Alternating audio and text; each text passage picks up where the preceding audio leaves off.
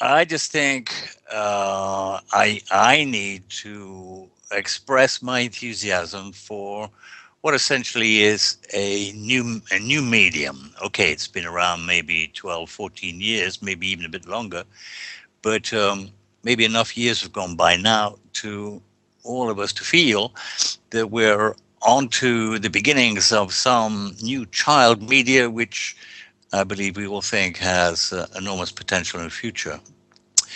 And I suppose a lot of my comments are certainly relative to the competition entries, certainly which I've observed.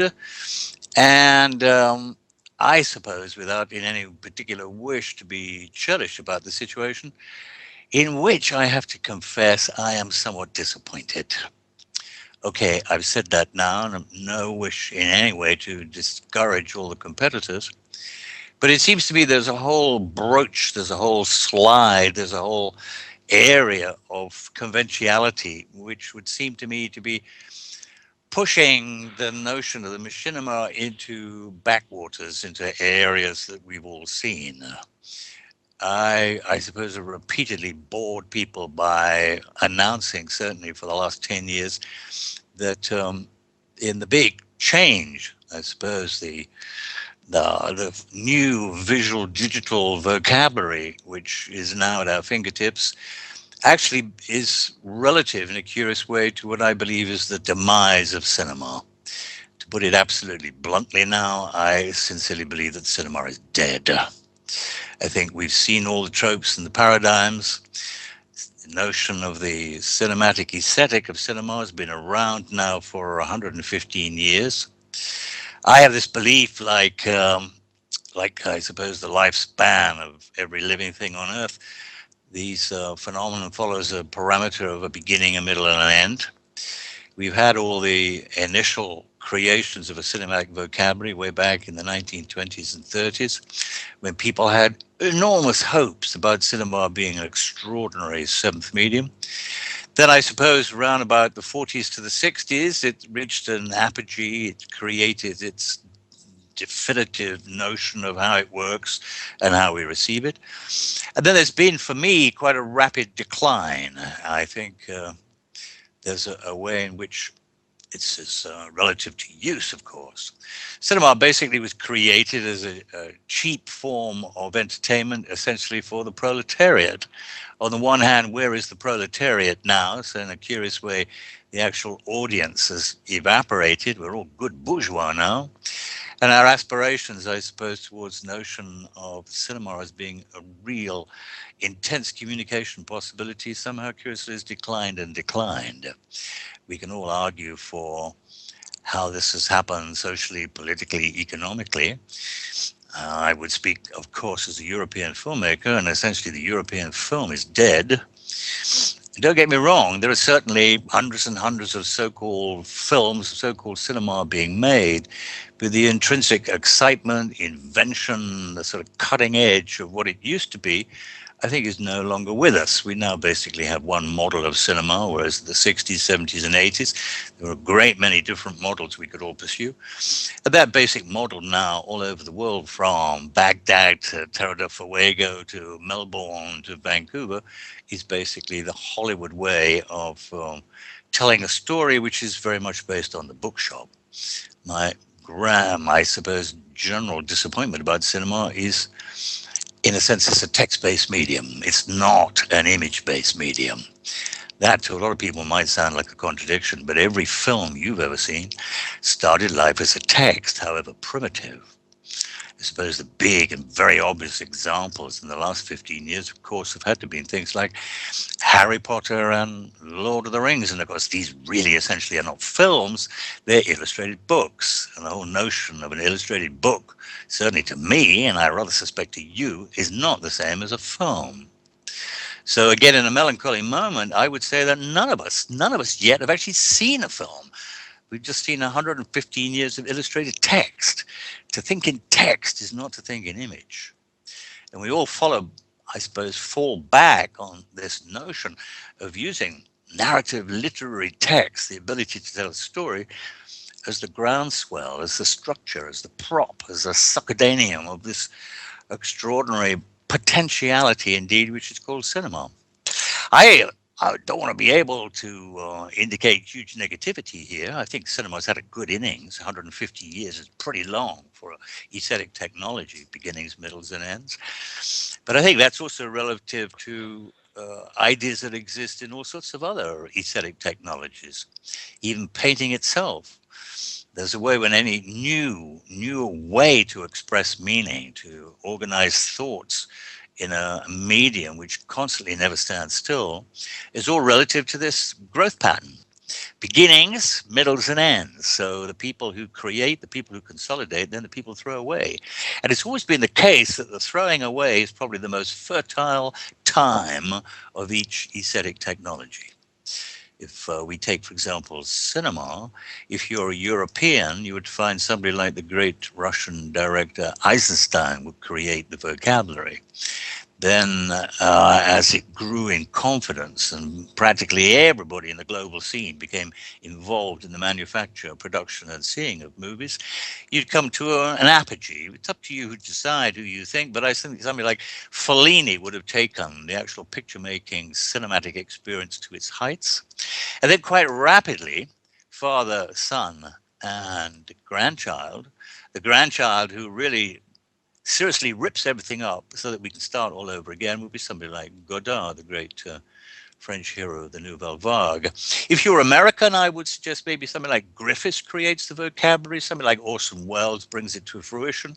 And then you must take your pick. On the one hand, somebody like Cassavetes really breaks down all the things that are familiar with Orthodox cinema. Or you can push the boat out a bit more and say something like Andy Warhol, certainly not mainstream, but having an enormous influence upon what we actually think film is all about. But then again, although some people might complain that I am being very negative about the demise of this great phenomenon, I don't think it's any great reason to cry tears over the disappearance, over the rundown, because though we're not in the age of cinema anymore, we're certainly in the age of the screen. And the potentiality of the screen, which in a sense is like at its most basic cinema outside of cinema, has enormous potential, which eventually is going to make things like Star Wars and Avatar and all those apparent benchmarks of contemporary cinema activity look like late 17th century lantern slide lectures. So what's ahead of us is 1,000 times far more exciting than what has gone by. And as part of this effort, of course, everybody is looking for new ways in which to express this apparent great human desire for spectacle. If you trace your way back all the way to the ancient Greeks, the Greeks had a special way of doing it, this vast audio visual excitement shared by large groups of people. Then the Romans, were the greatest and biggest theaters in the Western world ever, took on the baton and ran the race. And then you'd move, I suppose, into the early and middle days of the Christian church, which dominated Western Europe with all church ceremonies, a great sense of ritual and ceremony and very theatrical organization to affect people's minds and imaginations. And then I suppose around about what 1500, along comes opera. Opera, great spectacle, utilizing everything we want for the excitement of the interchange of notions of imagery and sound. And then I suppose you have cinema, sort of opera starts then probably about what 1500 and would travel along for a very, very long time for the aesthetic technology right up to the First World War. But I think by the time the First World War comes along, there's a brand new medium, and that brand new medium takes over the responsibilities of giving us this extraordinary audio visual spectacle. And of course, that brand new medium is cinema. So the baton for these excitements have been passed from opera to cinema. And now I think, I suppose, some people say Death of Cinema dies with the great German filmmaker Fassbinder, which is about 76, something there, just as this exhausted medium, I suppose, begins to overflow its bag, along comes brand new medium, which of course is television. And then very rapidly throughout the 70s, the 80s, the 90s, beginning of the 21st century, it begins to spawn all sorts of offshoots, cousins, relatives, associated phenomenon, which is much more to do with real time. Television is a very present tense medium, whereas cinema is very much a past tense medium.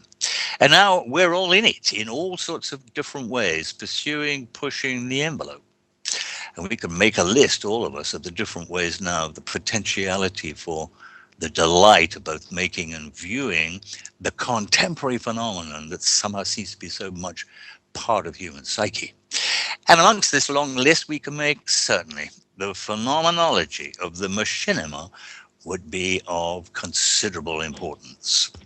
The ability, I suppose, rising out of game shows and game vocabulary and associated very much with all the excitement, certainly for me, of Second Life and all it means, has created a new arena, a new playground, a new examination of ways and means in which we can express ourselves in the world. But there is a way, I suppose, that every medium, maybe necessarily, is going to copy and ape and mimic what has just gone by. And what I would like to see, as indeed with all these different movements towards originality and to utilize the information age in the 21st century, is to see if we can break out essentially of all those patterns of behavior. And prime about this, and I have to come clean here, I'm trained as a painter and I believe in visual literacy. And I'm going to be very provocative and say that most people are visually illiterate. Just because you've got eyes doesn't mean to say you can see. You have to be trained. You have to work very hard to be able to produce the really best sophisticated characteristics of the whole business of seeing, looking. Famous French philosopher Derrida suggests the image always has the last word, which is a very witty thing to say in English, and I suspect in any language. So I would hold on to those notions. What am I saying then? I'm hoping and looking and can see the potentiality of the whole machinima phenomenon to create now a brand new and essentially visual phenomenon. Let's now really communicate in sophisticated visual means. Don't let's keep going back to the goddamn bookshop. Cinema knows it's weak in the respect of notions of structure because it always goes back to the bookshop. Let's find a way to break that, sever that, cut that umbilical cord that makes us rely on text, text, text, text, text. Great. I suppose Italian contemporary guru Umberto Eco says, we've had 8,000 years of the text masters. They've governed the way we think. They've written our holy books. They've laid down our codes of practice. And they've been very powerful because once upon a time, not that many people were literate. So the top of the pyramid, they sat there, a great confidence, basically telling all the rest of us what to do. But Umberto Eco now really evaluating the value, I suppose, of the contemporary digital revolution, which is, as they say, like the second Gutenberg revolution. And if you think about the first Gutenberg revolution, the great printer in Germany around about the 1450s, who develops the notion of printing with movable type, which suddenly opens the doors to a huge expansion of knowledge, which we're still enormously benefiting from. But people think the second Gutenberg revolution, again, when the doors have opened and the information age, will be even greater than the first. And so the ability to exchange information associated with the sheer delight in playing with that information is really now at our fingertips. So what am I asking? I am asking that we should use the phenomenon, the machinima, as a new embryonic breeding ground. As Umberto Eco says, the text masters have got to move over now and allow the image masters to come in, the image gatekeepers, the people who can clear the ground of the clutter of text so that we can primarily be able to communicate very, very strongly in our abilities to manipulate the notions of a new visual literacy. But again, if Mr. Eco says, okay, the time is right now, it's a bit problematical because if we believe, again, I will offer provocatively the notion that basically most people are visually illiterate, how are we going to be able to develop these sophistications? I used to think cinema was the ideal potentiality, if you like, to develop ideas of visual literacy, to be able to explain what we want to explain in terms of the image. But again, and I'm repeating myself, we've got a text based cinema. We haven't got an image based cinema. So, to slightly retread of all the different aesthetic technologies now at our command, stretching from the VJ phenomenon to notions of new animation to the ability of real time immediacy to everything indeed that the television world has introduced to us, we should now try to develop, I sincerely believe, the new forms that should go along with the new thinking. Maybe again, my ideas, perhaps, I don't know, maybe pushing towards greater sense of identity and purity. I've always complained that cinema is such a hybrid medium, it can always be deconstructed down into anything else. Famous French apologist for cinema suggested the cinema was a combination of the theater, literature, and painting. I think there's precious little painting, an awful lot of theater, and a huge amount of literature in the cinema. Now I think we should cleanse the house. Optimistic, of course, because again, as I suggest, notions of a way in which we move forward. We're all, of course, incipient postmodernists, and I think, in a sense, there's an inevitability about that. That we should never cut ourselves off from the past. So those grand ideas of modernism, where somebody hoped to come along with a big pair of scissors and cut us off from history, is not only absurdist but totally impractical. But there is a way. Then let's consider the first 115 years of cinema as a prologue to something now which we can capitalize on. So machinimas won't walk along on their own, and they need to come associated with all the other new technologies. But there's enormous potentiality here. And an association then with these grand ideas relative to what we are, I suppose, about to challenge or discuss at this particular forum, there's a way we have a proposition, it has to be structured in some way, of making a machinima in a very limited amount of time, organized certain challenges, certain subject matters, necessity, for example, to include a line of text, to develop a certain characterization, in which we can all utilize to produce a series of variations on a theme. I'm not so sure, again, not wishing in any way to be derogatory or derivative, that these particular characteristics always help. Most artists, and you know this, do what they really want to do. So part of this activity has been shoving and pushing and trying to put what they do into the envelope of the particular characteristic of this composition. And I feel in a curious way that one of the greatest negativities about this is this idea that you have to make these goddamn things in a very limited amount of time. That's not the way artists work. Most artists work and work and work if they're really serious and have decent credentials until the goddamn things are finished to their satisfaction, not looking at a stopwatch all the time. But I understand that these are the circumstances, the ability to perfect and perfect. Let me quote Umberto Eco again. He said that most art products in the whole history of time have never really been finished. Very few artists actually finish anything. They certainly stop. They stop for a whole series of reasons, most of which, of course, you know.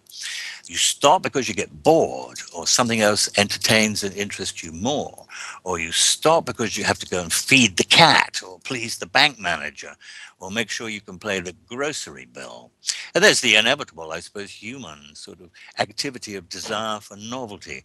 So you feel you've used up all you want to say, even though the work isn't finished, and the necessity to move on. So here's a brand new characteristic. From now on in, thanks to the digital revolution, artists are finally going to finish things.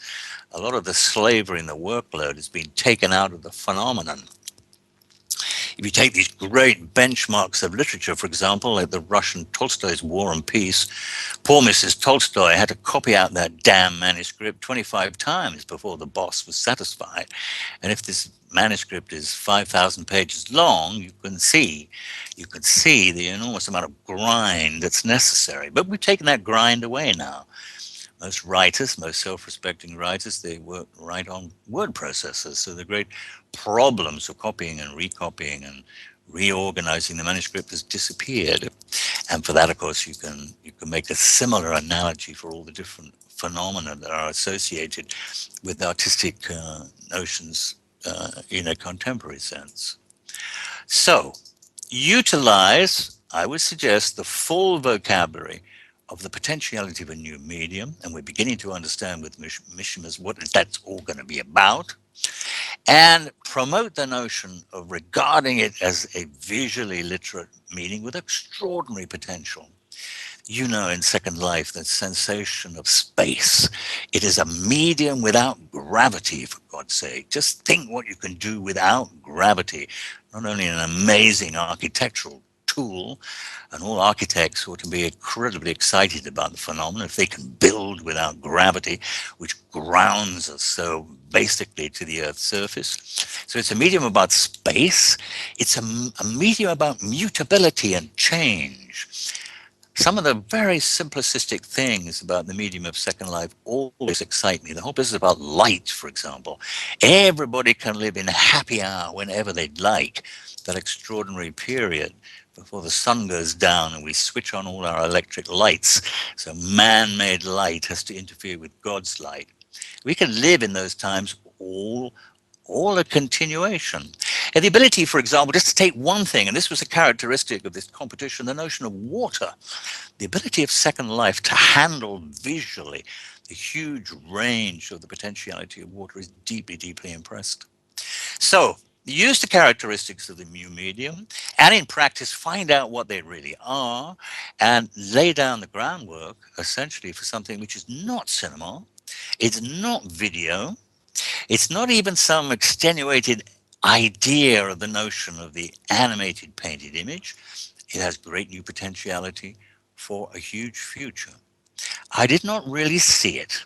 And I really must be careful about being churlish about this because I have no desire whatsoever to indicate that the potentiality is not portable, that the potentiality is not containable and controllable. But I think the best way of looking at it is let's not imitate the characteristics of the notions of technologies that have just gone by. Let's really open up the potentiality for something that really exciting and new. We can all make our own list of this, but you can see for me, we have to push the primacy of the image. The image has to control the whole phenomenon. Let me tell you a little anecdote. There are two Renoirs in cultural history. There's Renoir, the very, very famous post-impressionist painter. He had a son who became a really important film director. But when Renoir, the film director, was a young man, he said to his father, I really want to be a filmmaker, but I'm not so sure I have anything to say. And the older, wiser man, who'd spent already 50 years painting, said, don't worry about that. Most artists basically only have one or two things to say, and they repeatedly say them throughout their lives. But don't worry about that at all, because most people don't have any ideas at all. So two ideas continually worked at, perfected, changed, variations on a theme are going to be more than enough for a lifetime. There is another corollary to that notion too, and I suppose is a thing I've often been maybe over accused of concentrating on is the actual business of language. There's a saying that if you can command the language, you can make it say anything. And a familiarity with a language is going to give you the content. Pushing that even further, of course, contemporary French visual philosophers say, in a sense, there's no such thing as content anymore. There's only language. And in fact, the language has become the content, which is another way, I say, of repeating Norman McLaren, who suggested many, many years ago who was certainly equivalent of Umberto Eco when I was a young man, who basically said those simple and rather glib words that the medium is the message. So we have a new medium here, and along with it has to come an associated new message. Okay, I've offered you a lot of polemic here, but is the way in which that this particular attitude, I think, has certainly informed my cinema and all the products associated with my cinema. And I would like to imagine it's going to be a characteristic, certainly of all the new technologies, and certainly of the phenomenon of the machinima. Okay, I've said my piece, and I understand now we open up. Is this true, Chantal, to some notion of response, return provocation, dismissal, I suppose, of my polemic, which I'm more than happy to play with. I really enjoy a fight. So if anybody needs to make a response, I'm here to be responded to. Okay, shall I go ahead and read one of these questions out? And as I read it, I hope you embrace its query. I have a question. Film controls what we see through scripted camera and text, which leaves us as passive observers. Do you see the future as a medium where the viewer takes an active part in the direction of the narrative, where the story is completely open ended, where we control its direction and are possibly the main character? Well, this seemed to be, does it not, a description of how Second Life actually operates? But I do think one of the greatest things, and this almost sounds like a truism that has happened to us all, maybe in the last, what is it now, 8 years, is the invention of YouTube. We have now lost the middleman, all those parasites that exist between the artist and his audience have now had to reconsider their position. It certainly affected film distribution in Europe. It might be one of the reasons, curiously, why cinema has not been looked at anymore, essentially. I'm speaking to you from Amsterdam in Holland, and there is a statistic here that suggests the average Dutch citizen only goes to the cinema once in 2 years. And it's certainly my experience that young people in Holland now are just simply not watching broadcast television anymore. I often think what happens in Holland, maybe I'm making a very large claim here, but Holland, and certainly Amsterdam and all the capital cities, very sophisticated ideas about contemporary technology and how it's used and its philosophy and how we bring it to bear. What happens in Holland often is then followed by the rest of Europe and ultimately then the world. Large claim, which I'd find it very difficult to substantiate, but I sincerely, intrinsically believe that to be true. Okay, there's a new Holy Trinity around: God the Father, God the Son, and God the Holy Ghost. Up to you to decide which is which. One's the mobile phone, one's the laptop, and the other's the camera recorder.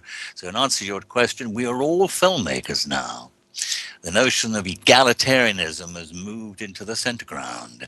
We are no longer need to be dominated by the elite with all their special privileges. I like that idea. It's strange how we have democracy in our politics, or we hope to have, but do in a sense have democracy in our art. There's something very old fashioned in the ways in which art is disseminated and controlled and held by galleries and middlemen. So now we can speak directly to our audience. As always, of course, again, I'm not telling you anything new. The amount of valuable material on YouTube, comparatively, relatively, is small. But that's always been the case. It's always been the case in our cultural history.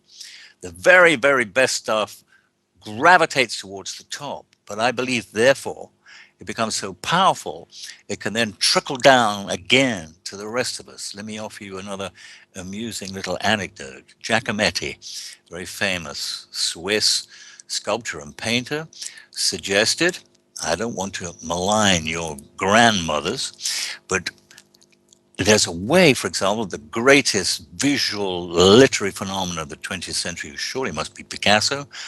Giacometti says that Picasso, you can be sure, knows everything about your grandmother, but it's not true at all that your grandmother knows anything about Picasso. Okay, Chantel, how are we doing? My answer is far too convoluted and long. Should I make sort of easy sound bites, or are we doing okay? Okay, come on, come on, come on. I like to, we can only get excited and we can only push and pull and find out what we're talking about by notions of debate. So, I'm more than happy, even if you violently disagree with me and you think that I'm living in a cloud cuckoo land looking for pure art forms and it's never going to be practical. And all of us, in a sense, are so determined to keep our roots in the past that any educational move forward is going to be very slow. Well, it is going to be slow. The climb to notions of bringing in new ideas in the business of, I suppose, cultural education has always been a slow phenomenon. One of my great heroes is John Cage, great American composer and also guru, the American, I suppose, equivalent, if you like, of Umberto Eco 2 generations ago, suggested that if you introduce more than 20% of novelty into any artwork, watch out, because you're going to lose 80% of your audience. He actually suggested, and I think very optimistically, you lose 80% of your audience for 15 years, because he thinks it takes 15 years for the audience to catch up. Now, that might be true in one particular arena, I suspect. We're all now becoming very, very rapidly sophisticated at handling the new medium, of course. But if you look at the larger ground, the big revolution in painting, and I always use painting as a yardstick, if you take Impressionism, was the big moment when we moved from all that imitative, mimetic activity of painting for the last 8,000 years, where the desire was to get it right and make it look right, was all changed by the Impressionists, and they led us forward to big art movements like Cubism. But most people have a lot of problems with Cubism. It's the hurdle into the 20th century, and they find it very difficult to jump. So thinking of Mr. Cage again, that's not 15 years ago, that's 115 years ago. But again, the best practice, the best education is to make the product, not even to talk about the product, to make the product. And in making it and showing it, make a demonstration of what you want to do and how you want to push the medium. A question here, Peter. Okay, we have a question here. As Mr. Greenaway has praised the ease and power of SL Machinima, just where it is right now, it's very stiff. Acting with our avatars is stiff, like a Punch and Judy puppet show. Surely embracing the SL medium as a tool, that is what is needed of using it to APOL forms we learned in school. Tennessee Williams in SL. Let's make SL Punch and Judy machines. I'll go one better. Let's give Michelangelo electricity. My God, just think what Michelangelo could have done with electricity. I think there's a sort of a sense of melancholic negation inside that question. We need to be optimistic about this. We need to be able to really believe that we can make these embraces. I don't worry about these so-called detractors who complain about Second Life being jerky and primitive animation. Just think how far it's traveled in the last 5 years and how fast and far it's going to travel in the next 5 years. Of course, there's huge room for improvement, but there's every good reason to believe that that improvement is going to come to pass. Here's a question. YouTube only allows a 10-minute video. How can a great movie ever be made by the public? Well, of course it can. There's no limitation here on notions of questions of time again. I always think that most movies are too long anyway. I actually even think 30-second commercials are too long. And there's a great complaint that everybody wants quick sound bites, quick vision bites. But that is a condition of our age. We shouldn't in any way feel upset or derogatory about that. Just think of great art forms like the Japanese haiku, which in what's it, 5 lines could encompass the total global notion of ourselves with enormous wit and precision and great sense of poetry. We don't have to make 120-minute feature films every goddamn time. Maybe that's one of the curses. Maybe the obligation, nothing to do with the art form at all, it's got to do with distribution and with notions of cinema managers and with the business, the Hollywood business, which has precious little to do with the actual filmmaking. We all know Hollywood's not really interested in filmmaking, it's interested in making money. Very clever at doing that, of course. We've all been lulled into the position that films have to be expensive and they have to be surrounded with all this filmic snobism. It's just not true. It's a hype. If you and I sat down, for example, and made our own personal lists of what we think are the greatest films of all time, I bet you the first 100 films would have all cost less than $1 million.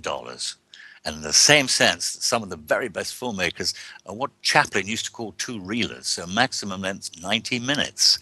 So don't believe that the notion of the length of a product is relative to its quality.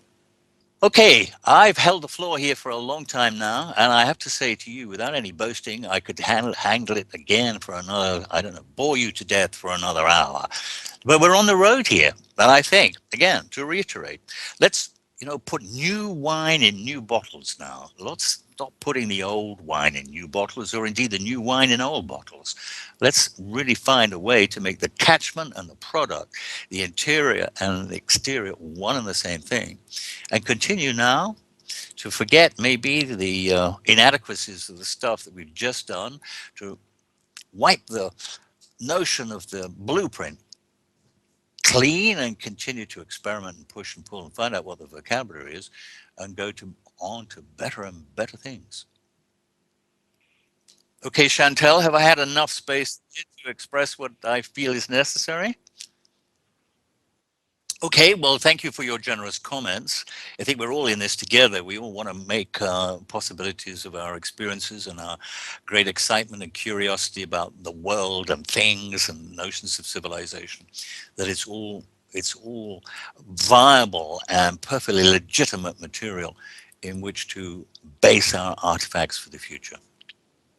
Okay, thank you.